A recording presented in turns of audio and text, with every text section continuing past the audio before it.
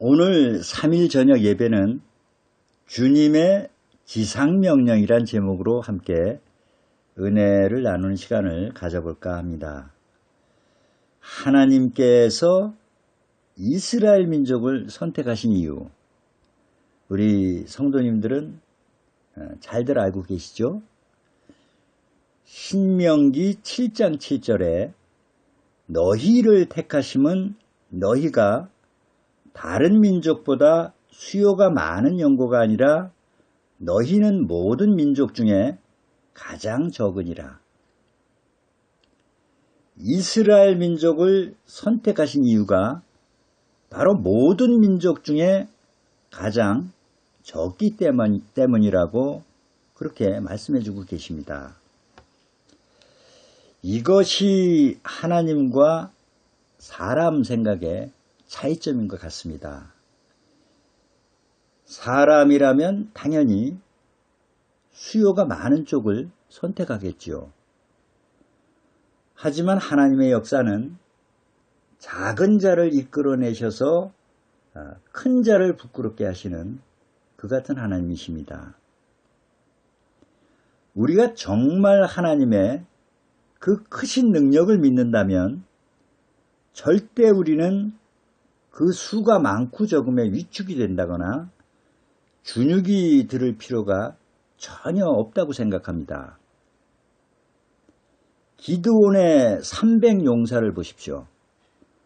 하나님께서는 두려워 떠는 자, 무릎 꿇은 자들을 다 돌려보내시고 무릎 꿇지 않은 자 300명만을 선택하셨습니다.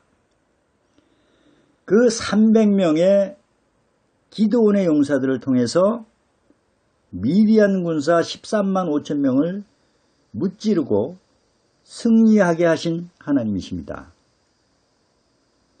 엘리야는 갈렙산에서 바알 선지자와 850대 1로 싸워서 승리하게 하신 그런 하나님이십니다. 우리가 이 같은 사실을 보더라도 사단과의 영적 싸움에서 우리의 능이 아닌 하나님의 크신 권능으로 승리하게 된다는 사실을 다시 한번 깨닫게 됩니다. 하나님께서는 하나님의 군사를 선발하실 때 먼저 그 사람의 마음가짐과 정신 자세를 보십니다. 하나님만을 의지하고 바라보면서 반드시 이기고 승리할 수 있다는 그 흔들림 없는 확고한 믿음과 어떤 상황에서도 굴하지 않는 무릎 꿇지 않는 자들을 하나님은 원하고 계십니다. 그런데 하나님께서는 이 마지막 시대에 가장 적은 우리 하나님의 교 예수 증인의 성도님들을 선택하셨습니다. 그 선택하신 이유와 목적이 뭘까요? 바로 우리들을 통해서 하나님의 뜻하시는 바 경에 예언된 복음의 역사를 이루시고자 하시는 겁니다. 우리 먼저 마태복음 16장 15절부터 열어보시겠습니다. 마태복음이 아니고 마가복음입니다. 마가복음 16장 15절부터 열어보시겠습니다. 마가복음 16장 15절입니다. 찾으셨으면 제가 읽어 올리겠습니다. 또 가라사대 너희는 온 천하에 다니며 만민에게 복음을 전파하라. 너희는 온 천하에 다니며 만민에게 복음을 전파하라. 사망 권세를 이기시고 부활하신 예수님께서 제자들에게 하신 이 말씀을 가리켜서 지극히 크고 중요한 명령이라는 의미에서 주님의 지상명령이라고 부릅니다. 이 말씀을 좀 더 세부적으로 단어별로 구분해서 살펴보면 첫째, 온천하, 둘째, 다니며, 셋째가 전파하라는 주요 단어로 이루어져 있습니다. 첫째, 온천하란 유대인이나 헬라인이나 제한을 두지 말고 누구에게나 말씀을 전하라는 것을 의미합니다. 복음 전파는 그 대상을 골라서 하는 것이 아닙니다. 나의 선호도에 관계없이 말씀을 전해야 합니다. 물론 남 이야기할 것은 아니지만 잘 아시는 세유하라든가 김 목사님 같은 경우에 오로지 안증회만을 주 타켓으로 한 전도를 하고 있습니다. 이 점에 관해서는 우리 또한 크게 자유롭지 못합니다. 실상 이 같은 전도 방법은 하나님께서 원하시는 방법이 아닙니다. 그 대상이 누구이건 가리지 말고 해야 합니다. 그래서 이제부터는 우리 모든 성도님들이 그야말로 전천후의 용사들이 되어야 하지 않을까 그렇게 생각합니다. 둘째, 다니며란 복음의 이동성을 말하는 단어입니다. 믿음의 조상인 아브라함은 나그네로 항상 이사를 다녔습니다. 그런데 움직일 때 비로소 그 믿음이 드러났습니다. 하나님께서는 이스라엘 백성들을 광야에서 이동시키면서 훈련을 시키셨죠. 특히 범죄한 그들을 회복시키신 방법이 바벨론 포로라는 방법이었습니다. 그들은 포로로 끌려갔다가 돌아오면서 다시금 하나님의 능력을 회복하게 됩니다. 이뿐 아니라 초대교회의 능력도 핍박으로 인해서 도망 다닐 때 드러났습니다. 우리 이번에 사도행전 8장 1절을 한번 열어보시겠습니다. 사도행전 8장 1절입니다.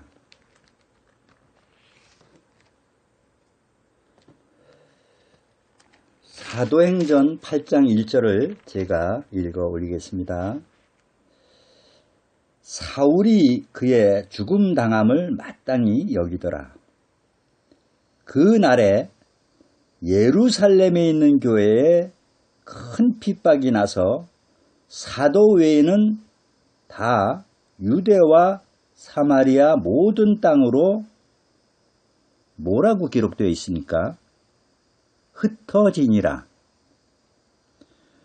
모든 땅으로 흩어지니라. 우리 이어서 8장 4절을 한번 보시겠습니다.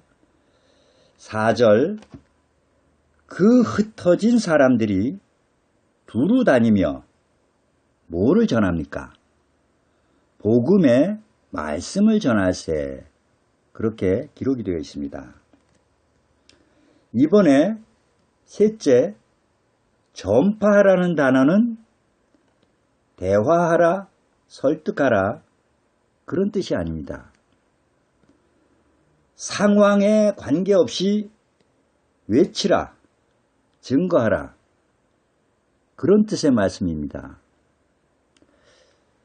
디모데후서 4장 2절에는 너는 말씀을 전파하라. 때를 얻든지 못 얻든지 항상 힘쓰라. 그렇게 알려주고 있죠. 말씀에 비춰볼 때 그동안 우리는 이 같은 부분에서 너무 소홀하지 않았나 하는 그 같은 생각을 갖게 됩니다. 그럼 우리가 주님의 지상명령을 온전히 받들어서 그 말씀에 발맞추어 나가려면 어떻게 하면 될까요? 그러려면 먼저 첫째가 각자 믿음의 야성을 가져야 된다고 생각을 합니다. 이 야성이란 말의 본뜻은 자연 또는 본능 그대로의 성질이란 뜻입니다. 이를 우리 믿는 자들에게 적용을 한다면 보다 능동적이고 적극적인 행위라고도 볼 수 있겠죠. 실상 하나님께 쓰임받은 인물치고 이 같은 믿음의 야성을 지니지 않은 사람이 거의 없습니다. 우리 또한 이 같은 그 믿음의 야성을 가지려면 먼저 하나님의 말씀을 통해서 영적 예배를 통해서 하나님을 만나는 체험을 하셔야 됩니다. 하나님께서는 살아 역사하시고 경에 기록된 모든 예언은 반드시 성취된다는 그 확신에 찬 믿음의 체험입니다. 복음서에 나타난 예수님들의 제자들은 한결같이 모두가 겁쟁이들이었던 것 같습니다. 그 마태복음 26장 34절에 보시면 12제자 중에 수장격인 베드로에게 예수님께서 말씀하시기를 오늘 밤 다 굴기 전에 내가 3번 나를 부인하리라. 그렇게 미리 말씀을 하시죠. 그런데 다음 절인 35절을 보시면 베드로가 가로되 내가 주와 함께 죽을지언정 내가 주와 함께 죽을지언정 주를 부인하지 않겠나이다. 그리고 이어서 모든 제자도 이와 같이 말하니라. 그렇게 기록이 되어 있습니다. 그런데 한 달이 지난 것도 아니고 1년이 지난 것도 아니고 바로 그날 밤 실제로 베드로는 상황이 바뀌자 두려운 나머지 자신의 안전을 염려해서 예수님을 저주하고 거듭거듭 맹세까지 하면서 그리스도를 3번씩이나 부인을 합니다.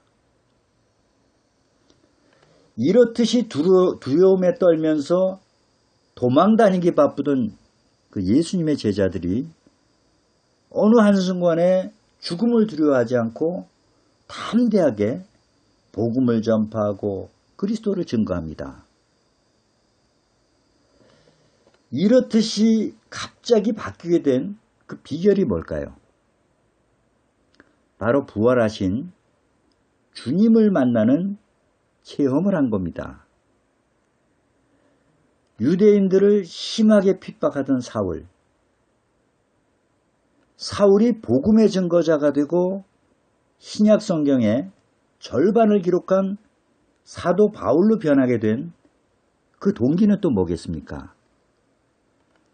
다메섹으로 가던 중에 역시 부활하신 주님을 만나는 체험을 했기 때문입니다. 하지만 예수님의 제자들도 사도 바울 역시도 부활하신 주님의 이적을 체험을 하고야 비로소 변화가 되었습니다. 하지만 이 마지막 시대에 택함 받은 14만 4천은 예수님을 본 적도 없고 이적을 체험하지도 않았는데 오직 경에 기록된 예언과 말씀만을 통해서 하나님과 그리스도를 주로 믿고 복음을 전하고 그리스도를 증거하고 있기 때문에 그 믿음을 하나님께서는 크게 여기시는 겁니다. 요한복음 20장 29절에 예수님께서는 보지 못하고 믿는 자가 복되도다. 그렇게 말씀해 주고 계시죠.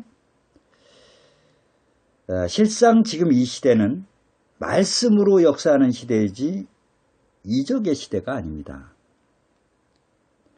하나님의 말씀을 통해서 신령과 진정으로 드려진 영적 예배는 우리 성도님들의 가슴에 야성의 불을 지핍니다.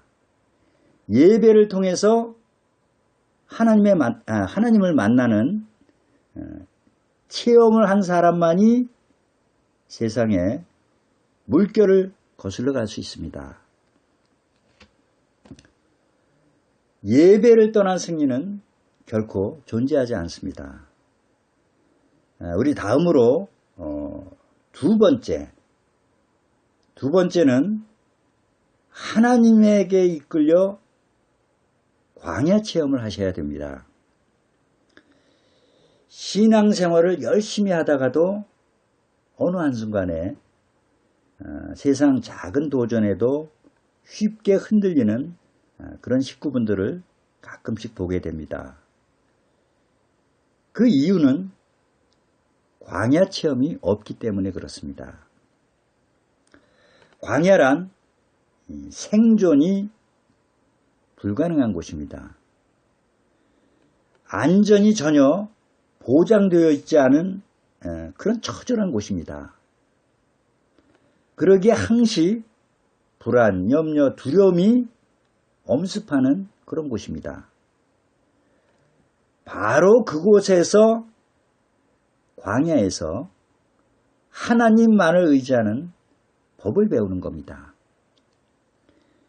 오직 하나님만이 나의 주시고 생명이 되시고 나의 삶을 책임지시는 유일한 구원자가 되신다고 외치고 부르짖는 곳이 바로 광야입니다. 하나님께 귀하게 쓰임받은 인물들은 반드시 모두가 광야 체험을 하게 됩니다. 우리 신명기 8장 한번 열어보시겠습니다. 신명기 8장. 신명기 8장 구약 274페이지입니다. 8장 2절입니다. 신명기 8장 2절.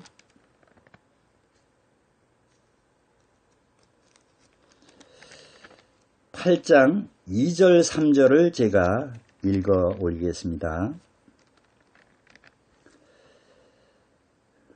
내 하나님 여호와께서 이 40년 동안에 너로 광야의 길을 걷게 하신 것을 기억하라. 이는 너를 낮추시며 너를 시험하사 내 마음이 어떠한지 그 명령을 지키는지 아니 지키는지 알려 하심이라. 3절입니다.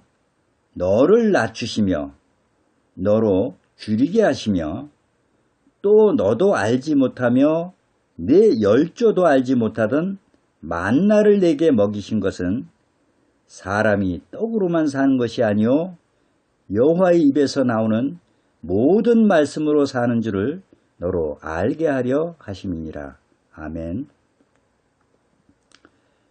이 거칠고 고달픈 광야길을 가면서 하나님의 뜻을 헤아려서 오직 하늘의 소망을 품고 하나님만을 의지하면서 남들이야 알아주건 알아주지 않건 묵묵하게 말씀에 순종하며 따르는 자녀들이 있는 반면에 이와 상반되게 당장 지금 처한 그 고달픈 현실과 시험을 이기지 못해서 하나님을 의심하고 불평불만과 원망을 하다가 결국에는 진리에서 멀어져서 교회를 떠나가는 그런 안타까운 현실도 가끔은 보게 됩니다. 광야를 고난의 길로 볼 것인가 아니면 축복의 길로 영광의 길로 볼 것인가는 각자 개인의 믿음이고 당사자의 몫입니다. 긍정적인 생각과 부정적인 생각, 믿음과 불신의 차이는 엄청난 결과를 낳습니다. 우리 성도님들은 이 광야길을 하나님께서 우리를 위해서 펼쳐놓으신 영생의 길이고 영광의 길이고 축복의 길이라는 사실을 굳게 믿으시고 더욱더 힘차게 앞으로 달려나가시는 모든 성도님들이 다 되시길 바랍니다. 지금 우리는 누구 할 것 없이 모두가 힘겨운 광야길을 걷고 있습니다. 이 광야의 체험을 통해서 하나님께서는 우리를 단련하시고 정금같이 하셔서 더욱 큰 축복을 주시기 위한 하나님의 기쁘신 뜻이 담겨 있다는 사실을 모두가 마음에 새기셔서 지금의 고난을 도리어 하나님께 감사와 찬송으로 화답하시는 장성한 믿음의 자녀들이 다 되시기를 바랍니다. 우리 이번에 욥기서 23장을 열어보시겠습니다. 욥기서 23장입니다.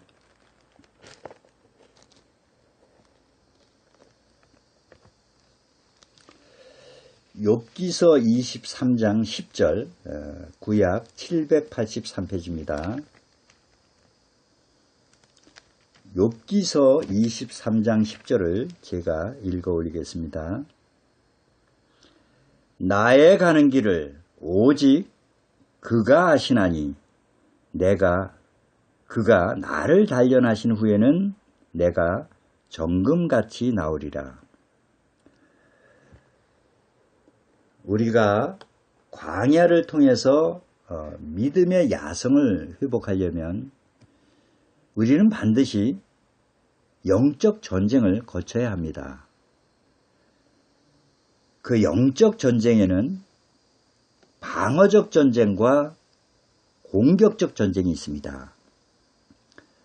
첫째, 방어적 전쟁은 질병, 빈곤, 실패와 같은 그 일상적인 삶 속에서 벌어지는 싸움입니다. 이 전쟁에서 승리하기 위해서는 먼저 예수님 안에, 예배 안에 거하시면 됩니다.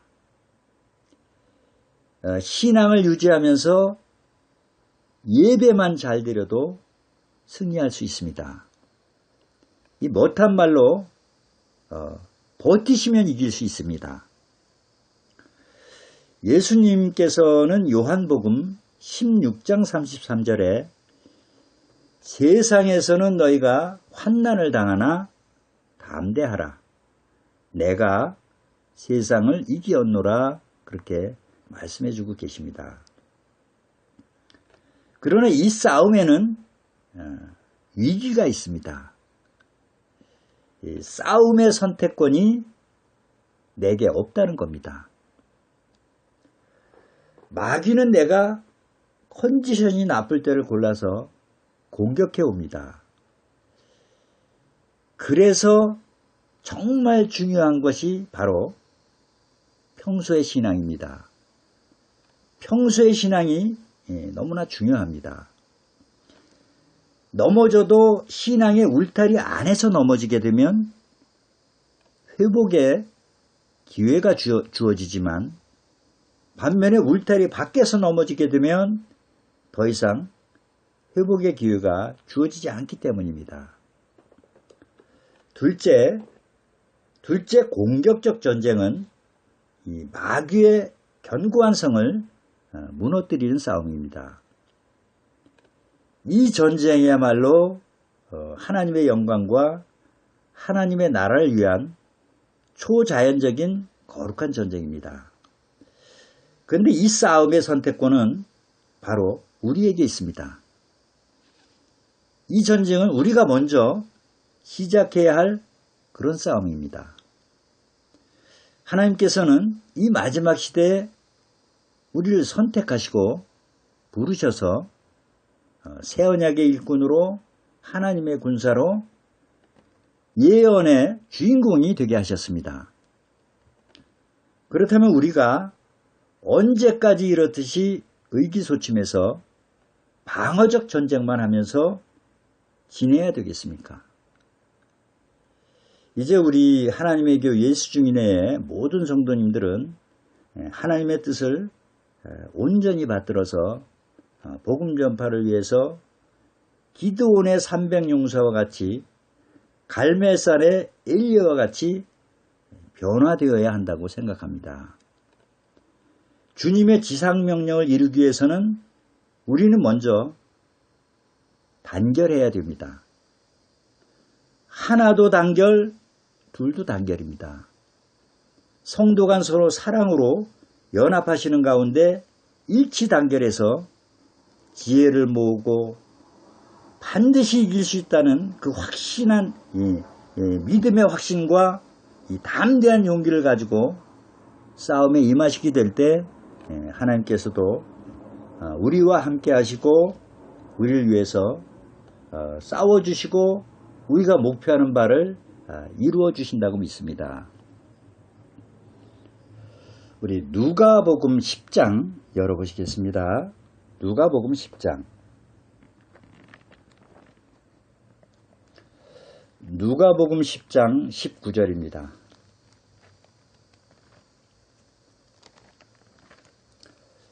찾으셨으면 제가 읽어 올리겠습니다. 누가복음 10장 19절. 내가 너희에게 뱀과 정갈을 밟으며 원수의 모든 능력을 제할 권세를 주었으니 너희를 해할 자가 결탄코 없으리라. 하나님께서는 이사야 60장 22절에 그 작은 자가 천을 이루겠고 그 약한 자가 강국을 이룰 것이라 그렇게 말씀해 주고 계십니다. 과연 이 예언이 누구를 가리킨 예언입니까? 바로 지금 이 시대에 우리라고 저희는 굳게 믿고 있습니다. 우리는 지금 하나님이 펼치신 그 예언의 역사 속에서 예정된 승리의 길을 가고 있습니다. 하나님께서는 이어서 때가 되면 나 여호와가 속히 이루리라 그렇게 말씀하시죠. 우리가 하나로 일치 단결해서 온 힘을 다해 이 영적 싸움에 임하게 될 때 놀라우신 하나님의 역사가 일어나리라고 확신합니다. 우리 끝으로 빌립보서 1장 27절을 열어보시겠습니다. 빌립보서 1장 27절입니다.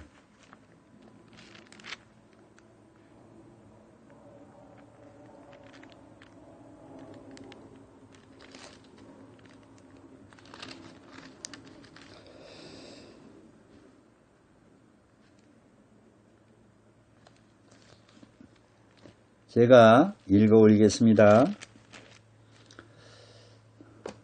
빌립보서 1장 27절로 28절을 제가 읽겠습니다. 오직 너희는 그리스도 복음에 합당하게 생활하라. 이는 내가 너희를 가보나 떠나 있으나 너희가 일심으로 서서 한 뜻으로 복음의 신앙을 위하여 협력하는 것과 아무 일에든지 대적하는 자들을 인하여 두려워하지 아니하는 이 일을 듣고자 함이라. 이것이 저희에게는 멸망의 빈거요 너희에게는 구원의 빈거니 이는 하나님께로부터 난 것이니라. 아멘. 여기 빈거란 말씀은 예언적 성격을 띤 증거다 그런 뜻입니다. 오늘 3일 저녁 설교는 이렇게 마치도록 하겠습니다. 날이 많이 더운데 수고들 하셨습니다.